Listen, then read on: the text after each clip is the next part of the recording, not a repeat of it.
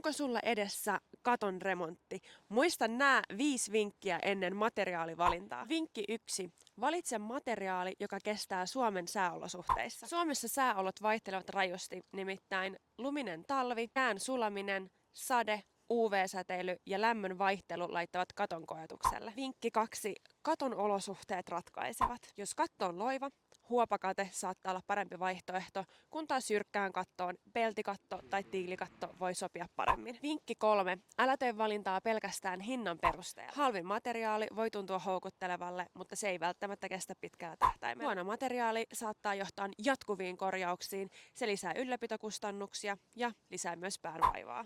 Pelkkä materiaali ei riitä. Katon rakenne, aluskatteen kunto ja huolellinen asennus ovat äärettömän tärkeitä. Vinkki 5. Valitse myös materiaali energiatehokkuuden ja ylläpidon näkökulmasta. Oikea materiaali voi tuoda säästöjä energiassa. Jos mietit kattoremonttia, valitse viisaasti. Tykkää ja tallenna, niin muistat nämä 5 vinkkiä.